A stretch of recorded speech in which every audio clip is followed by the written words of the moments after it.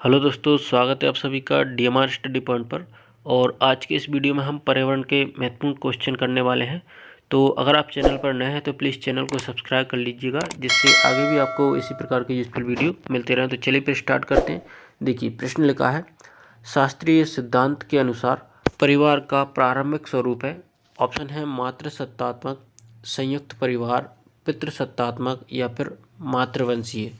तो इसका option number C सही हो जाएगा, यानी कि शास्त्रीय सिद्धांत के अनुसार परिवार का प्रारंभिक स्वरूप है पितृसत्तात्मक।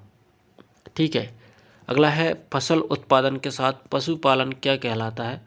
तो देखिए, ऑप्शन है कृषि प्रणाली, मिश्रित फसल, अंतर फसल प्रणाली या फिर मिश्रित कृषि। तो इसका सही आंसर है ऑप्शन नंबर डी, यानी कि मिश्रित कृषि। अगला प्रश्न है, अफ्रीका की कौन सी जनजाति क्राल नामक आवासों में निवास करती है। ऑप्शन है जूलू, मसाई, ओबेरिंजन या फिर रेड इंडियन। तो इसका सही आंसर है ऑप्शन नंबर ए, यानी कि जूलू। अगला है, निम्न में से कौन हमें ऊर्जा नहीं देता है। तो कार्बोहाइड्रेट, वसा, जल या फिर उपरोक्त सभी। तो इसका सही आंसर है ऑप्शन नंबर सी, यानी कि जल। अगला है, निम्न में से किसने विटामिन शब्द को गढ़ा था। ऑप्शन देखिए, लुई पास्चर, फंक, एडवर्ड जेनर या फिर रॉबर्ट कोच। तो इसका सही आंसर है ऑप्शन नंबर बी, यानी कि फंक। अगला प्रश्न है, गहरे समुद्र भूकंप के कारण उत्पन्न विशाल लहरों को कहते हैं। तो ऑप्शन देखिए, ज्वार, फाटा, सुनामी या फिर इनमें से कोई नहीं। तो इसका सही आंसर है ऑप्शन नंबर सी, यानी कि सुनामी। प्रश्न है, निम्न में से कौन सा राज्य भारत में गेहूं उत्पादन में प्रथम है। तो ऑप्शन देखिए, मध्य प्रदेश, उत्तर प्रदेश, आंध्र प्रदेश या फिर छत्तीसगढ़। तो इसका सही आंसर है ऑप्शन नंबर बी, यानी कि उत्तर प्रदेश जो है गेहूं के उत्पादन में प्रथम स्थान पर है। अगला प्रश्न है, निम्न में से किस फसल का सबसे बड़ा उत्पादक मध्य प्रदेश है।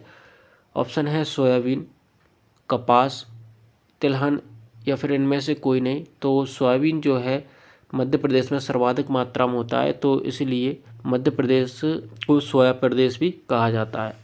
अम्लीय वर्षा के लिए उत्तरदायी यौगिक है। ऑप्शन देखिए, सल्फर तथा नाइट्रोजन के ऑक्साइड, कार्बन के ऑक्साइड, हाइड्रोजन के ऑक्साइड या फिर सोडियम के ऑक्साइड। तो इसका ऑप्शन नंबर ए सही हो जाएगा, यानी कि सल्फर तथा नाइट्रोजन के ऑक्साइड। अगला प्रश्न है, निम्न में से कौन एक जीवाश्म ईंधन है। ऑप्शन है कोयला, पेट्रोल, डीजल या उपरोक्त सभी। तो इसका ऑप्शन डी सही हो जाएगा, क्योंकि ये सभी जीवाश्म ईंधन हैं। अगला प्रश्न है, भारत को कुल कितने भूकंप क्षेत्रों में बांटा गया है। तो 5, 4, 3 या फिर 2। तो इसका सही आंसर है ऑप्शन नंबर बी, यानी कि भारत को 4 भूकंप क्षेत्रों में बांटा गया है। अगला प्रश्न है, निम्न में से कौन एक राष्ट्रीय धरोहर नहीं है। तो ऑप्शन है प्राथमिक विद्यालय, संसद, दिल्ली का लाल किला या इनमें से कोई नहीं। तो इसका सही आंसर हो जाएगा ऑप्शन नंबर ए, यानी कि प्राथमिक विद्यालय। अगला प्रश्न है, संक्रमित जल पीने से होने वाला रोग है। तो ऑप्शन देखिए, हैजा, पेचिस, टाइफाइड या फिर उपरोक्त सभी। तो इसका ऑप्शन नंबर डी सही है, क्योंकि ये सभी जो है संक्रमित जल पीने से होने वाले रोग हैं, यानी कि हैजा, पेचिस और टाइफाइड। अगला प्रश्न है, शटल कोलंबिया में दुर्घटना के फलस्वरूप भारतीय मूल की अमेरिकी अंतरिक्ष यात्री कल्पना चावला की मृत्यु कब हुई थी। तो ऑप्शन है 2003, 2004, 2005 या फिर 2006। तो इसका सही आंसर है ऑप्शन नंबर ए, यानी कि 2003। अगला प्रश्न देखिए, वनों की अंधाधुंध कटाई से निम्न में से कौन सा प्रत्यक्ष प्रभाव बढ़ रहा है। ऑप्शन है ग्लेशियर पिघल रहे हैं, वायुमंडलीय तापन बढ़ रहा है, वायु स्वच्छ हो रही है या फिर इनमें से कोई नहीं। तो इसका ऑप्शन नंबर बी सही है, यानी कि वायुमंडलीय तापमान बढ़ रहा है। अगला प्रश्न है, भारत में अंतरिक्ष अनुसंधान के लिए उत्तरदायी संस्था है। ऑप्शन है इसरो, DRDO, राष्ट्रीय रक्षा अकादमी, इनमें से कोई नहीं। तो इसका ऑप्शन नंबर ए सही हो जाएगा, यानी कि इसरो। अगला प्रश्न है, निम्न में से कौन सा वह पदार्थ है जो सूक्ष्म जीवों द्वारा अपघटित नहीं हो पाता है। तो ऑप्शन है कागज, लकड़ी, पत्तियां या फिर प्लास्टिक, तो इसका ऑप्शन डी सही हो जाएगा, अर्थात प्लास्टिक। अगला प्रश्न है, निम्न में कौन से विटामिन की कमी से बेरी रोग हो जाता है? तो ऑप्शन है विटामिन ए, बी, डी या फिर के। तो ऑप्शन बी इसका सही हो जाएगा, अर्थात विटामिन बी की कमी से बेरी रोग हो जाता है। अगला है, निम्नलिखित में से कक्षा 1 और 2 के लिए पर्यावरण अध्ययन विषय के संदर्भ में सच है? तो ऑप्शन देखिए, कक्षा 1 और 2 में पर्यावरण अध्ययन को एक नए विषय के रूप में प्रस्तुत किया गया है। 1 और 2 में एक विषय के रूप में पर्यावरण अध्ययन समझने के लिए आसान नहीं है। अगला ऑप्शन है, पर्यावरण अध्ययन से संबंधित मुद्दे और संबंधों का संपादन भाषा के द्वारा होता है।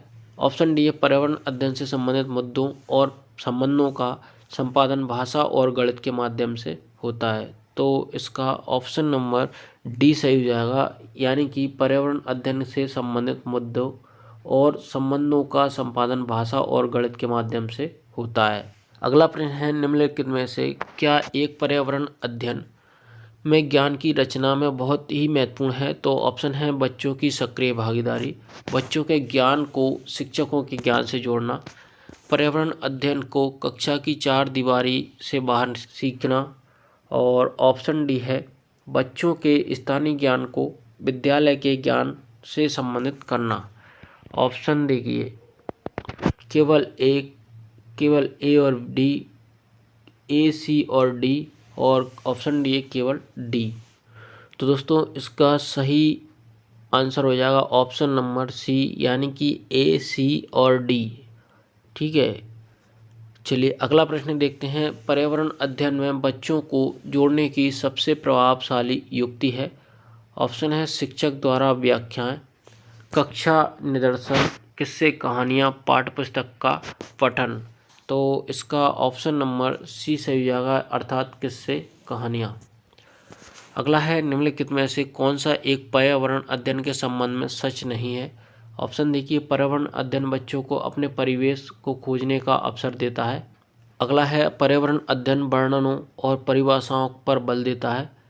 ऑप्शन सी है, पर्यावरण अध्ययन की प्रकृति एकीकृत है, और ऑप्शन डी है, पर्यावरण अध्ययन बाल केंद्रित अध्ययन है। तो इसका ऑप्शन नंबर बी सही है, यानी कि पर्यावरण अध्ययन वर्णनों और परिभाषाओं पर बल देता है। अगला प्रश्न है, निम्नलिखित में से क्या पर्यावरण अध्ययन में आकलन के लिए संकेतक नहीं होना चाहिए? ऑप्शन है याद करना, प्रश्न पूछना, न्याय और समानता के प्रति सरोकार, या फिर ऑप्शन डी है सहभागिता। तो इसका ऑप्शन ए सही हो जाएगा, यानी कि याद करना। अगला प्रश्न है, पर्यावरण अध्ययन में शिक्षक के द्वारा बच्चों को स्वयं अपने का आकलन के लिए अवसर देना चाहिए।